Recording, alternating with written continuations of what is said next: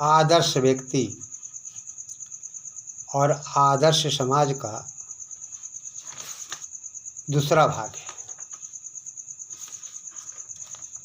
स्वामी दयानंद सरस्वती ने ये कहा था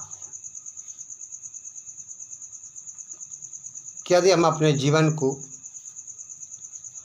आदर्श बनाना चाहते हैं तो हमें वेदों के सिद्धांतों को अपने जीवन में अपनाना होगा। जो मनुष्य वेदों के सिद्धांतों को अपने जीवन में नहीं अपनाता है उसका जीवन व्यर्थ है, बेकार है। हमें स्वामी दयानंद के सिद्धांतों को जानने के लिए वेदों की ओर लौटना होगा। जब तक हम वेदों की ओर नहीं लौटते हैं तब तक हम मानव की परिभाषा को नहीं समझ सकते। और वास्तव में जिसने मानव की परिभाषा को समझ लिया वो आदर्श बन गया। हमें मानव कैसा बनना चाहिए? हमें आदर्श मानव बनना चाहिए। हमें आदर्शवादिता की परख करनी चाहिए। जब तक हम आदर्शवादिता की परख नहीं करते हैं तब तक हमारा जीवन व्यर्थ है। मनुष्य की परिभाषा क्या है? आदर्श मानव की परिभाषा क्या है? जो वेदों के पथ पे चलता है वो आदर्श मनुष्य है। जो वेदों के पथ पर नहीं चलता है वो आदर्श मनुष्य नहीं, अर्थात पशु है। आदर्श मनुष्य की परिभाषा वही व्यक्ति जान सकता है, वही समझ सकता है जो गहराइयों से विचार करता है। ईश्वर की वही लोग खोज कर पाते हैं जो परमात्मा को पाने की कोशिश करता है।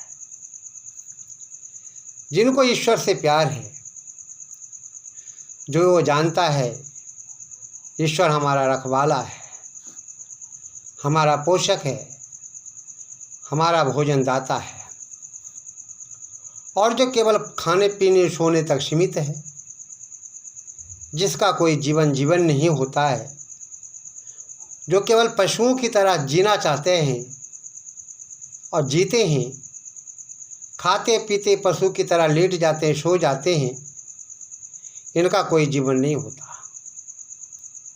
जिनको ईश्वर से प्यार नहीं है, मोहब्बत नहीं है, वो मनुष्य नहीं है। जो परमपिता परमात्मा की उपासना नहीं करता है वो मनुष्य नहीं है। बिना प्रभु को जाने कोई व्यक्ति स्वयं को नहीं जान सकता है और ना स्वयं को पहचान सकता है। स्वयं को जानने के लिए पहले परमात्मा को जानो। परमात्मा को जानने के पश्चात खुद स्वयं को जानो, और परमात्मा को जानने के लिए आत्मा को जानना जरूरी है। आत्मवेता बनना जरूरी है। मैं कौन हूँ, मेरा कर्तव्य क्या है, मुझे यहाँ पर क्या करना चाहिए, क्या नहीं करना चाहिए, मेरे जीवन का उद्देश्य क्या है, परमात्मा ने हमें जन्म क्यों दिया है, मेरा जन्म पशु में ना देकर मनुष्य योनि में ही क्यों दिया है, हमें समाज एवं राष्ट्र के लिए क्या करना चाहिए, क्या नहीं करना चाहिए। जो व्यक्ति इस पर गहन चिंतन करता है और गहन चिंतन करने के बाद इसका सही निष्कर्ष निकाल के अंत में मानव की परिभाषा जो होती है, आदर्श मानव की परिभाषा को समझ लेता है, वही समाज और राष्ट्र के लिए कुछ कर सकता है। केवल मानव शरीर से कोई मानव नहीं बन जाता। यदि उसका जीवन पशुवत है, पशु के समान है, तो उसका जीवन व्यर्थ है। तो कहा गया केवल मनुष्य का शरीर धारण करने से कोई व्यक्ति मानव नहीं बन सकता है। ज्ञान से रहित मनुष्य पशुवत है। ज्ञानेन हीनः पशु समानः, अर्थात ज्ञान से विहीन मनुष्य का जीवन पशुओं के समान है। खाना पीना और सोना पशु भी जानते हैं और मनुष्य भी, लेकिन दोनों में अंतर क्या है? दोनों में अंतर इतना ही है कि मनुष्य विवेकशील प्राणी है, वो सारी चीज़ समझता है, हमें क्या करना चाहिए क्या नहीं करना चाहिए। हमें परमपिता परमात्मा ने संसार में पशु बनने के लिए नहीं भेजा है, मनुष्य बना करके भेजा है। तो हमें मनुष्य बनकर के समाज को दिखाना चाहिए। पशुओं और मनुष्य में अंतर ही क्या है? जब मनुष्य अच्छा कर्म न करे, तुम दोनों में अर्थात पशु और मनुष्य में अंतर इतना ही है कि तुम मानव शरीर धारण किए हो और वे पशु शरीर धारण किए हैं। खाना पीना और सोना पशु भी जानते और तुम भी जानते हो। फिर दोनों में अंतर ही क्या है? ज्ञान से रहित तुम स्वयं को पशु ही समझो। पशु की जिंदगी जीना या मनुष्य का लक्ष्य नहीं है। पहले मनुष्य की परिभाषा को जानो, तब स्वयं को पहचानो। स्वयं को बिना जाने तुम स्वयं को अच्छी तरह से नहीं पहचान पाओगे। स्वयं को जानने के लिए पहले प्रभु को जानने का प्रयत्न करो। जिस दिन तुम प्रभु को जान लोगे, जिस दिन तुम अपने जीवन के उद्देश्य को जान लोगे, उसी दिन तुम अपने जीवन को उद्देश्य को जान पाओगे।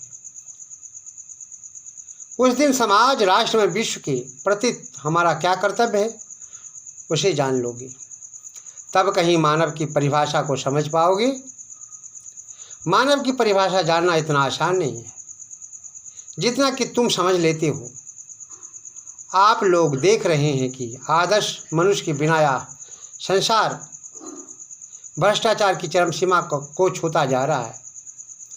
भाई बहन को नहीं पहचान पा रहा है, बहन भाई को नहीं पहचान पा रही है, पिता बेटी को नहीं पहचान पा रही है, बेटी पिता को नहीं पहचान पा रहा है। जब लड़की बालकालिक अवस्था में होती है तब उसका रक्षक पिता होता है, और जब तक लड़की की शादी नहीं हो जाती है तब तक उसका रक्षक पिता होता है, भाई होता है, उसके चाचा होता है। शादी के बाद उसका रक्षक उसका पति हो जाता है। जब वही लड़की बूढ़ी हो जाती है तो उसका रक्षक, उसका रक्षा करने वाला उसका बेटा हो जाता है। इस प्रकार से